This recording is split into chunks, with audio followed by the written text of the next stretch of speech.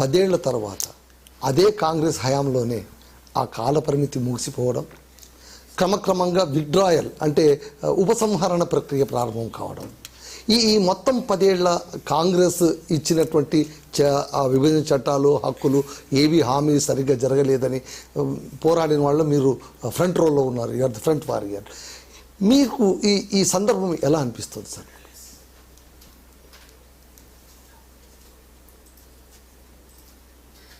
ఈ సందర్భంలో ఒకటి చెప్తున్నానండి.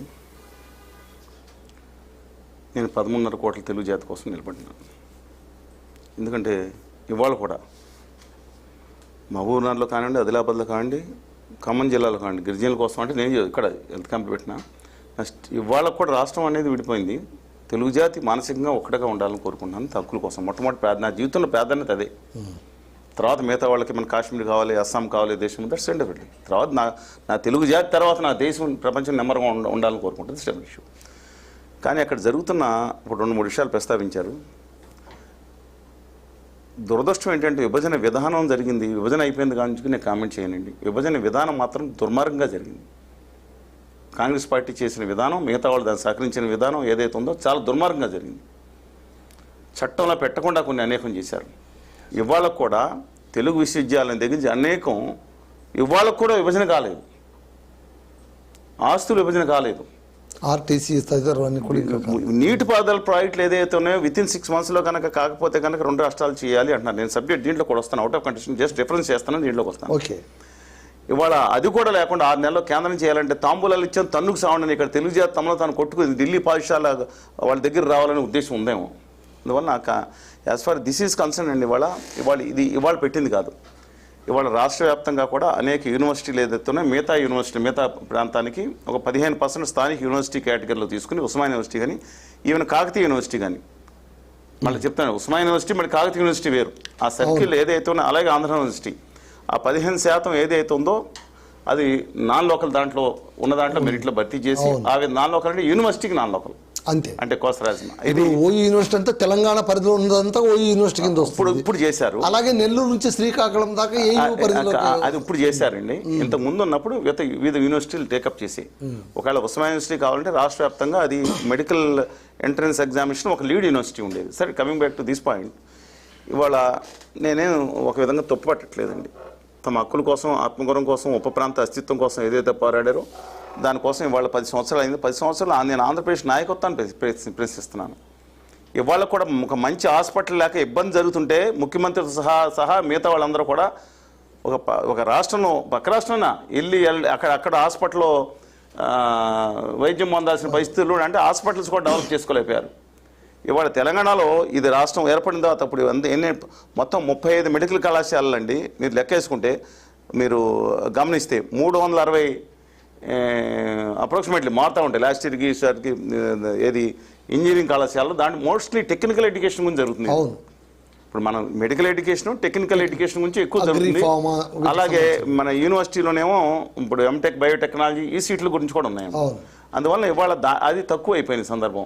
అందువల్ల మేజర్ ఏంటంటే మెడికల్ అండ్ ఇంజనీరింగ్ సీట్ల గురించి, ఇంజనీరింగ్లో హైయెస్ట్ సీట్స్ ఉన్నాయి. ఇప్పుడు ఉస్మానియా యూనివర్సిటీ కానీ, అలాగే జేఎన్టీయూ కానీ కొన్నిటికి ప్రైవేట్ ఇంజనీరింగ్ కాలేజ్, సిబిఐటి కానీ ర్యాంకింగ్ ఎక్కువ ఉంటుంది. వీటికి పోటీ ఉంటుంది. ఇవాళ ఈ విషయంలో అఖిల భారత కోటాల్లోకి వెళ్ళి తెచ్చుకోవాల్సింది మిగతా ఆంధ్రప్రదేశ్ విద్యార్థులు. ఇవాళ ఆంధ్రప్రదేశ్ ఇప్పుడు క్రితం సంవత్సరం తెలంగాణ ఈ విషయంలో ఆల్రెడీ ఫస్ట్ స్టెప్ మొదలుపెట్టింది. ఈ సెకండ్ ఇయర్ అండి, అంటే లాస్ట్ ఇయర్ అమలు చేయలేదు, ఈసారి లాస్ట్ ఇయర్ ఫస్ట్ స్టెప్ అయిపోయింది. అది అయిపోయింది. ఈ సంవత్సరం టేకప్ చేశారు. ఆంధ్రప్రదేశ్ ఇంకా టేకప్ చేయలేదు లాస్ట్ ఇయర్. ఇవాళ వరకు ఇంక మిగతా దాంట్లో ఇనిషియేట్ చేసుకుంటారు లేదు. బట్ ఎనీవే నేను ఎవరు చదువువాళ్ళు కానీ అక్కడ సౌకర్యాలు కానీ మెరుగుదలలో అతను రాజకీయ నాయకులు విఫలమయ్యారు. I don't want blame any. వాళ్ళ స్వయం కృతాపరాధం చేసుకుంటున్నారు. ఇవాళ తమ హక్కుల కోసం పోరాడే దాంట్లో వెనకబడ్డారు. డెఫినెట్గా ఇవాళ ఒక బాధాకరం సిచ్యువేషన్ ఉంది. టెక్నికల్ ఎడ్యుకేషన్లో కూడా టాప్ ర్యాంక్, అన్ఫార్చునేట్లీ మన స్టేట్లో టాప్ ర్యాంకింగ్స్ లేవు.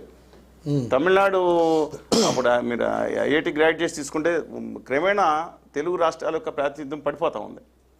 ఇవాళ నీటు మనం పోరాడాల్సింది ఏంటంటే దీంట్కన్నా ముందర నేను మిగతా విద్యార్థులందరికీ విజ్ఞప్తి చేస్తాను, తెలుగు జాతి విద్యార్థులందరికీ మనం పోరాడాల్సింది ఉత్తరాది వాళ్ళు పెట్టబోతున్న ఒక దుర్మార్గమైన విధానం. ఉత్తర భారతీయ జనతా పార్టీ అంటున్నారు. రెండోది, దయచేసి అందరూ విద్యార్థులు కూడా గమనించాల్సిన రెండో విషయం ఏంటంటే ఇవాళ మెడికల్ ఎడ్యుకేషన్లో హిందీ మనకి ఇంగ్లీష్లో వాళ్ళు చదువుకోవడానికి వస్తున్నారు, నీట్లో ఇస్తున్నాం. ఇవాళ హిందీలో మెడికల్ ఎడ్యుకేషన్ పెడుతున్నారు అక్కడ. ఆల్రెడీ దగ్గర మూటెడ్ ఆల్రెడీ పుస్తకాలు రాస్తారు. అంటే మన ప్రాంతం నుంచి వెళ్ళి దక్షిణాది ఎవరైనా సరే, నా ద్రవిడ బిడ్డలు కానీ మిగతా అందరూ ఎవరైనా సరే వెళ్ళి వీళ్ళు ఉత్తరాదిన హిందీలో ఎగ్జామ్స్ తిరిగి ఎక్కడ చేస్తారు, హిందీలో ఎంబీబీఎస్ ఎక్కడ చదువుతారు? అది దేర్ మూటింగ్. అంటే అక్కడ రాము, వాళ్ళు వెళ్ళి మిగతా చోట్లకి వస్తారు. దీని మీద స్టాలిన్ గారు అందరూ తమ హక్కుల కోసం ఆత్మగౌరవ కోసం పోరాడుతున్నారు. ఇవాళ నేను ఒకటి కోరుకుంటున్నాను, ఇది విషయం ఉంది, దీన్ని స్వయం కృతాపరాధం ఆంధ్రప్రదేశ్కి చెందిన రాజకీయ నాయకులు విభాజిత ఆంధ్రప్రదేశ్ మొత్తం ఉమ్మడి అంటలేదు. ఇవాళ డెఫినెట్గా దీనివల్ల చాలా ఇబ్బంది జరుగుతుంది. ఎందుకంటే మీరు ఇంతకుముందు తెలంగాణలో కూడా టాప్ ర్యాంకర్స్ వస్తే ఆ టాప్ ర్యాంకర్లో ఉన్న 15 దేంట్లోనూ ఏపీ వాళ్ళు కూడా ఏపీలో తెలంగాణలో 4 ఉన్నారు. ఇప్పుడు రెసిప్రోకల్ కూడా ఉండేది, అది ఇప్పుడు కనిపించదు. రెండు కూడా ఉండదు. పర్వాలేదండి, ఇప్పుడు ఎవరో అన్నదమ్ములు వేరుపడిన తర్వాత కొన్నాళ్ళు ఉమ్మడి సెట్ అయిన పంచుకుంటారు. నేను ఆ రోజు చాలామంది తెలియదు, జయశంకర్ గారు చనిపోయినప్పుడు ఆ పక్కన ఎవరున్నారు మిగతా వాళ్ళు తెలియదండి. మేము డాక్టర్ కృష్ణ గారు పొత్తు వెంకటేశ్వర గారు ఉన్నాం అక్కడ. మేము తిరిగి వస్తున్నప్పుడు అక్కడ మిగతా నాయకులు ఆయన దగ్గరికి వస్తూ ఉన్నారు చెప్పాను. అంటే నేను ఒక తెలుగు జాతి అభ్యున్నతి కోరుకుని ఇవాళ కూడా దాని మీద నిలబడి ఉన్నాను. బట్ ఇలాంటి ఈ విషయం వల్లే వాళ్ళ కొంచెం డైలాగ్ ఉండాల్సింది 2-3 సంవత్సరాలు నడిస్తే బాగుండేదని. బట్ ఇంకెన్నాళ్ళు నడుస్తుంది అనేది ఒక తెలుగు జాతి ఐక్యత కోరేవాడిగా, మానసిక ఐక్యత కోరేవాడిగా ఇలాంటి కొంచెం బాధాకరమైన కొన్ని ఒప్పుకోక తప్పదండి.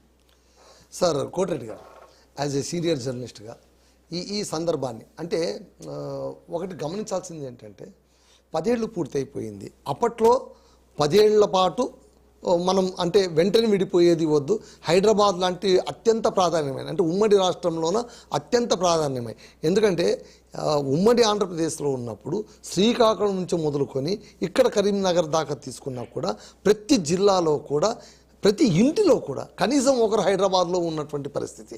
ఇదొక most happening capital of combined ఆంధ్రప్రదేశ్గా ఉన్న సందర్భం, అది మనం అందరూ ఒప్పుకోవాల్సిందే.